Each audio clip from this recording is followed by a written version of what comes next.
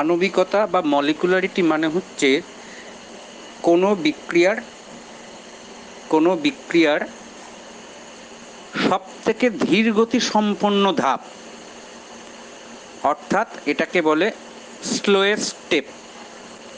সেটা হচ্ছে rate determining বা হার নির্ণায়ক সমীকরণ। তার মানে কোনো বিক্রিয়া সংগঠিত হওয়ার জন্য একটা পার্টিকুলার কোনো একটা ধাপ, যে ধাপটা সবথেকে স্লোয়েস্ট এবং যে ধাপটাই ওই বিক্রিয়াটার হারকে নির্ণয় করে, সেই বিক্রিয়াটির সর্বনিম্ন যত সংখ্যক অণু বিক্রিয়ায় অংশগ্রহণ করে, অণু বলতে এখানে শুধু অণু নয়, অণু, পরমাণু, যে কোনো প্রাথমিক কণা অংশগ্রহণ করে, সেই সংখ্যাকেই বলা হয় ওই বিক্রিয়ার আণবিকতা। আমি 3টে এক্সাম্পল দিয়েছি। দেখো, প্রথম বিক্রিয়ায় একটি অণু অর্থাৎ PCl5 থেকে বিয়োজিত হয়ে PCl3 এবং Cl2 উৎপন্ন করেছে, অর্থাৎ বিক্রিয়কের একটি অণু ব্যবহৃত হয়েছে, তাই এর আণবিকতা 1। পরের বিক্রিয়ার আণবিকতা 2। 3 নম্বর বিক্রিয়ার আণবিকতা 3, অর্থাৎ প্রথমটা একাণবিক ইউনিমলিকুলার রিয়াকশান, পরেরটা বাইমলিকুলার রিয়াকশান, ট্রাইমলিকুলার রিয়াকশান। এইভাবে আণবিকতা আমরা নির্ণয় করতে পারি। তাহলে যে কোনো বিক্রিয়ায় ব্যালেন্স করার পর আমি বিক্রিয়কের যে কয়টি অণু পাবো সেটাকেই বলা হচ্ছে আণবিকতা। আণবিকতা 3-এর বেশি দেখো আমি লিখিনি।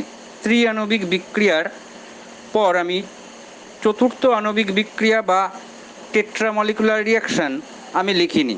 তার কারণ হচ্ছে ট্রাই আণবিক বিক্রিয়ার পরে যদি আমি আরেকটি অণু আনি, তাহলে দেখা যায় সেই অণুটি 3টি অণুর বিক্রিয়ার পরে যে অণুটি, যেটা প্রোডাক্ট তৈরি হবে, সেই প্রোডাক্টের সঙ্গে সে রিয়াকশান করে, অর্থাৎ সেটি একটি ধাপে সম্পন্ন হয় না। তাই আমি টেট্রা আণবিক বিক্রিয়া বা টেট্রামলিকুলার চতুরাণবিক বিক্রিয়া আমি লিখিনি।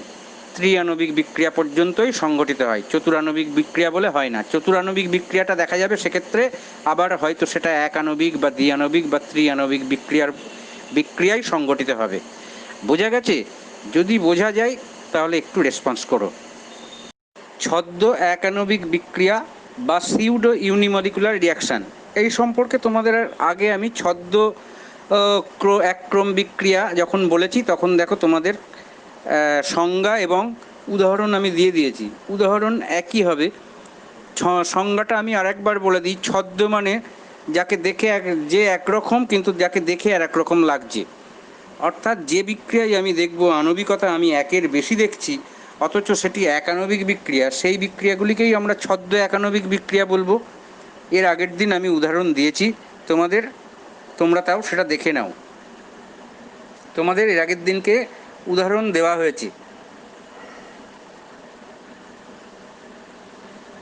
সুক্রোজের আর্দ্র বিশ্লেষণ, এর আগের দিন এস্টারের আর্দ্র বিশ্লেষণ, এইগুলো দিয়েছিলাম। এস্টারের আর্দ্র বিশ্লেষণ দিয়েছিলাম, সুক্রোজের আর্দ্র বিশ্লেষণ, অর্থাৎ চিনি যদি জলের গুলে দিই তাহলে কি তৈরি হয়? গ্লুকোজ এবং ফ্রুক্টোজ তৈরি হয়। এখানে জলের গাঢ়ত্বের উপরে বিক্রিয়াটির হার নির্ভর করে না, কেবলমাত্র সুক্রোজের গাঢ়ত্বের উপরেই নির্ভর করে। জল এখানে মাধ্যম হিসেবে ব্যবহার করা হয়। জলের গাঢ়ত্বের পরিবর্তন প্রায় হয় না বললেই চলে। তাই এই বিক্রিয়াকে ছদ্ম একাণবিক বিক্রিয়া বা সিউডো ইউনিমলিকুলার রিয়াকশান বলে। যে ছবিটি পাঠালাম সেটা হচ্ছে, দেখো, শুরু আমি হেডিং লিখেছি অ্যাক্টিভেশন এনার্জি, সক্রিয়করণ শক্তি।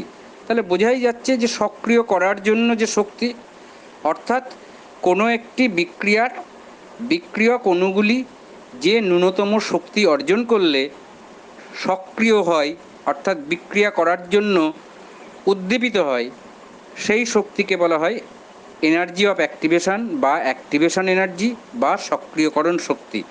The minimum amount of energy required to activate a reactants molecule to participate in a reaction is called energy of activation or activation energy.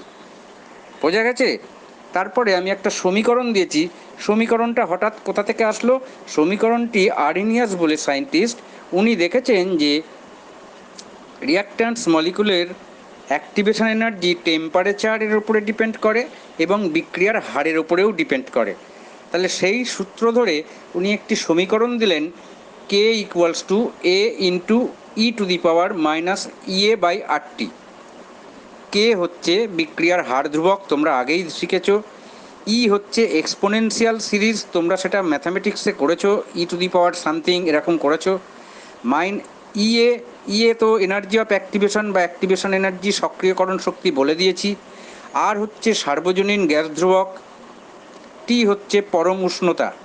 তাহলে কেবলমাত্র এ টার্মটি আমি বললাম না, আসলে এটা একটি সম্পর্ক ছিল, সমানুপাতিক ধ্রুবকের একটি সম্পর্ক ছিল, সমানুপাতিকের। তার থেকে একটি ধ্রুবক আনা হলো, সমানুপাতিক ধ্রুবক। যেহেতু বিজ্ঞানী আরেনিয়াস সমীকরণটি দিয়েছিলেন, তাই তার নামানুসারে এ দিয়ে ওই ধ্রুবকটি ডিনোট করা হয়। এ হলো আরেনিয়াস ধ্রুবক বা ফ্রিকোয়েন্সি ফ্যাক্টর বা কম্পাঙ্ক গুণাঙ্ক। ফ্রিকোয়েন্সি ফ্যাক্টর বা কম্পাঙ্ক গুণাঙ্ক হচ্ছে একটি বিক্রিয়ক মলিকুল যখন সে এনার্জি সংগ্রহ করে, এনার্জি অর্জন করে, তখন তার কম্পন ঘটে।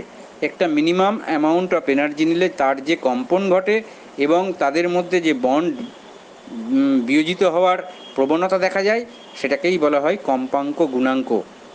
তার থেকে দেখো আমরা বোথ সাইডে এলএন নিয়েছি, যেহেতু এটা ই বেসে রয়েছে, এবং লাস্ট পর্যন্ত আমরা এলএনকে লগে কনভার্ট করে একটা সমীকরণ পেয়েছি, log K equals to log A minus EA by 2.303 RT.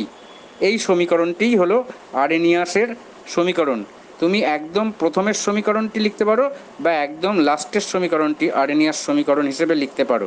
প্রত্যেকটি টার্ম নিশ্চয়ই বোঝা গেছে। ভালো করে দেখে নাও এবং শুনে নাও, তারপর রেসপন্স করো, পরের টপিকে যাব।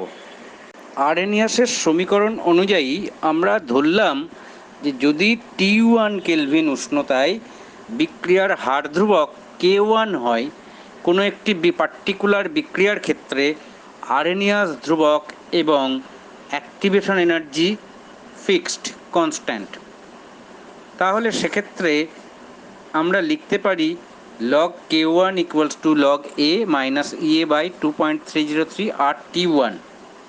আবার যদি উষ্ণতাকে পরিবর্তন করি তাহলে হার ধ্রুবকও পরিবর্তন হবে। তাই T2 কেলভিন উষ্ণতায় যদি হার ধ্রুবক K2 হয়, log K2 equals to log A minus EA by 2.303 RT2। এই দুটো সমীকরণকে যদি আমরা 2 নম্বর থেকে 1 নম্বর বিয়োগ করেছি, কেউ যদি মনে করে যে 1 নম্বর থেকে 2 নম্বর বিয়োগ করব, তাহলেও হবে, না হওয়ার কিছু নেই। কিন্তু যখন অঙ্ক করবে তখন কিন্তু ভ্যালুগুলো ঠিক করে দেখে বসাতে হবে, আর কোনো কারণ নেই। ঠিক আছে? তাহলে log K2 minus log K1 করলাম, আর এদিকেও দেখো, তাহলে ultimately log K2 minus log K1, আমরা জানি log A minus log B মানে হচ্ছে লগ A বাই B, সেটাকেই করেছি log K2 by K1, R ultimately এদিকে আসলো EA by 2.303 R 1 by T1 minus 1 by T2। তুমি যদি 1 মাইনাস 2 করতে তাহলে আসতো 1 by T2 minus 1 by T1, এই আসতো। তাছাড়া আর কোনো প্রবলেম নেই, ওখানে লগ K1 বাই K2 আসতো। ঠিক আছে? একই রকম, কোনো প্রবলেম নেই, যে যেটা খুশি করতে পারো, কিন্তু মান বসানোর সময় আমাদের ভুল হয়ে যাওয়ার সম্ভাবনা থাকে, তাই আমরা এইভাবে করেছি, বইয়েতেও সেইভাবেই করা আছে, তোমরা যেভাবে খুশি করতে পারো। এইটুকু দেখে তোমরা বুঝে নাও, যদি তাও প্রবলেম থাকে তাহলে একটু জেনে নিও। বেশ, তাহলে দেরি না করে একটু অঙ্ক করা যাক। আমি অঙ্কটি তোমাদের বলছি এবং বোর্ডেও হিন্টস আকারে লিখে দেব, সেই ছবিটিও পোস্ট করব। আগে অঙ্কটি বলে নিই, তারপরে তোমরা করো, একটু চেষ্টা করবে, তারপরে আমি করে দেব। ঠিক আছে? একটি বিক্রিয়কের হার ধ্রুবক 25 ডিগ্রি সেন্টিগ্রেড ও 65 ডিগ্রি সেন্টিগ্রেডে যথাক্রমে 3.46 ইন্টু 10⁻⁻5 সেকেন্ড ইনভার্স ও 4.87 ইন্টু 10⁻³ সেকেন্ড ইনভার্স বিক্রিয়াটির সক্রিয়করণ শক্তি নির্ণয় করো। আমি হিন্টস আকারে তোমাদের ছবি পোস্ট করছি। যেহেতু সক্রিয়করণ শক্তি নির্ণয় করতে বলেছে, তাই আমরা আর সমান জুল এককে ধরবো 8.314। 8.314 আর এর ভ্যালু ধরবো। ওই ইউনিট দুটোকে কম্পেয়ার করে ওখান থেকে এন বার করতে হবে। এন হলো অর্ডার। ওই ইউনিট দুটোকে কম্পেয়ার করে এন বার করতে হবে। তাহলে সবসময় মোল litre inverse two the power 1 minus mole litre inverse এইরকম ফর্মে আনতে হবে ইউনিটকে। ঠিক আছে, তাহলে এক্ষেত্রে দেখো সেকেন্ড ইনভার্স কেটে যাচ্ছে, 1 মাইনাস এন ইকুয়ালস টু -1। তাহলে এন ইকুয়ালস টু কত হচ্ছে? N equals to 2। তাহলে এটা হচ্ছে সেকেন্ড অর্ডার ইকুয়েশনের। তাহলে এই বিক্রিয়াটার অর্ডার হচ্ছে সেকেন্ড, মানে 2। আর একটি জিনিস তোমাদের বাকি ছিল, যে সক্রিয়করণ শক্তির গ্রাফ। দেখো আমি একটি ছবি পাঠিয়েছি, সেই ছবিটাতে দেখলে বুঝতে পারবে যে একদিকে আমি এনার্জি রেখেছি একটা অক্ষকে, আর একটা অক্ষকে কনসেন্ট্রেশন হিসেবে রেখেছি, অর্থাৎ গাঢ়ত্ব হিসেবে।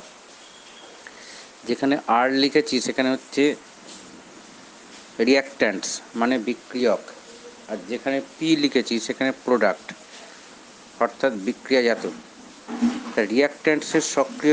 রিয়াক্ট্যান্টসের এনার্জি, ইন্টারনাল এনার্জি ওই গ্রাফটাই ছিল, যে জায়গাটাই রয়েছে সেইটা।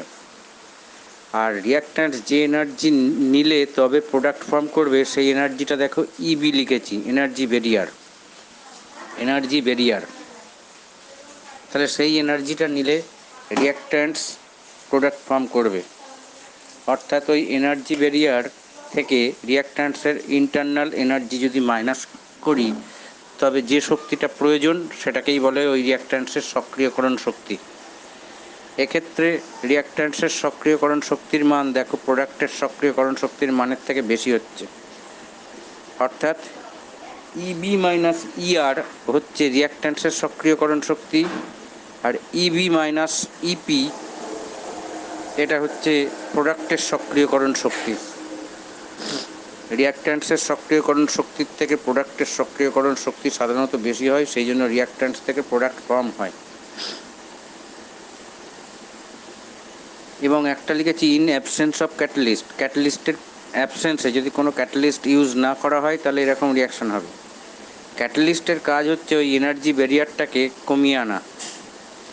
ক্যাটালিস্টের কাজ হচ্ছে রিয়াক্ট্যান্টস মলিকুলের সঙ্গে যুক্ত হয়ে এনার্জি ব্যারিয়ারটাকে কমিয়ে আনা। তাহলে দেখো কমে গেছে, ফলে রিয়াক্ট্যান্টস মলিকুল অল্প এনার্জি গেদার করলেই, অল্প এনার্জি সংগ্রহ করলেই প্রোডাক্ট ফর্ম করতে পারছে, অর্থাৎ রিয়াকশান করতে পারছে।